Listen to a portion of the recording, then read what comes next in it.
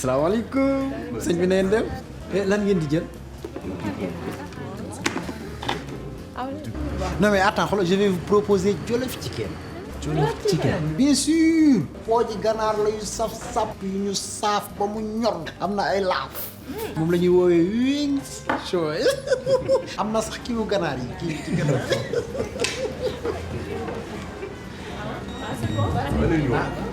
mën na ñëw ah. ok.